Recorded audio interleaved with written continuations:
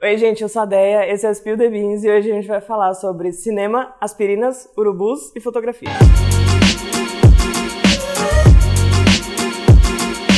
Bom, gente, antes de começar, se inscreve no canal, ativa o sininho, comenta, fala que você não conhece esse filme, que apesar de ter ganho 35 prêmios, você não conhece esse filme.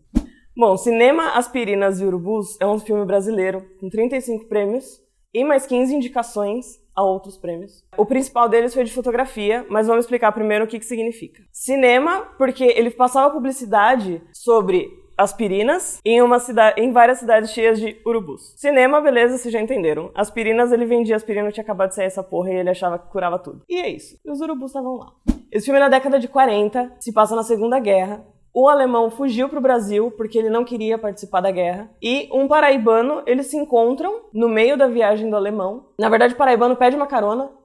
E aí o alemão dando essa carona, eles acabam ficando amigos. É um filme muito suave de assistir. Ele destaca bem a pobreza do lugar e tudo o alemão acha interessante porque é totalmente diferente da realidade dele. O prêmio principal que ele ganhou foi de fotografia, que é do Mauro Pinheiro Jr. E ele destaca todas as cores do Nordeste. Então, tem algumas partes, algumas cenas que a roupa do personagem se confunde com o personagem e com o fundo. Nesse caso, o Nordeste, diferente de alguns filmes, o Nordeste não entra como personagem, ele entra só como cenário mesmo. O que ele tentou destacar mais como personagem foi o sol, então ele estoura várias imagens e ele destaca bem a parte de... Ele tá na Segunda Guerra, ele usa o sol tanto pra mostrar como o Nordeste é calor pra caralho. Ele dá um clarão em algumas trocas de cena e ele fala algumas vezes da bomba caindo do céu. Então ele meio que mostra isso acontecendo. Pra ele usar essa parte do sol como personagem, eles fizeram todas as cenas com o sol a pino. Mais ou menos das 10 às 3. E de acordo com o diretor, tava 42 graus. Puta então... que pariu. A produção não sabia disso. Assim como ele usou o sol como personagem, um outro personagem foi o rádio. No rádio ele passa várias informações sobre a guerra, notícias, né, sobre a guerra e as músicas dessa época. E ele mescla bastante um com o outro. Então fica bem interessante. Tanto que na parte que o alemão recebe uma carta, na verdade, dizendo que ou ele volta para a Alemanha ou ele se dirige a um dos campos de concentração no Brasil, ele passa algumas cenas e ele arremessa o rádio longe. Então ele matou um personagem.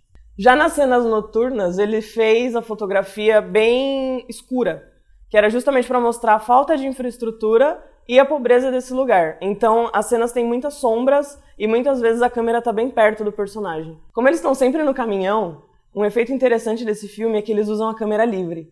Então, ela nunca tá aquela coisa estática de um tripé ou de algum equipamento qualquer que só vai fazer aquele panzinho, sabe? Ela tá sempre solta. Então, você tá no caminhão, você tá lá chacoalhando pra caralho. Se tivesse alguém de cavalo, você ia estar lá cavalgando pra caralho. Mas é legal.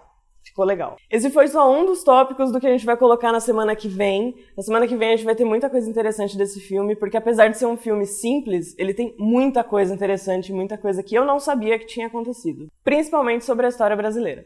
É isso, gente. Beijo, até a semana que vem. Ou nos nossos stories no Instagram, tá? Been chillin' under the tree for some time now, baby, but I'm good. Got that soul by the bucket. I know you love when I chop beats like they would. And I've been down for the music, for the money and the fame.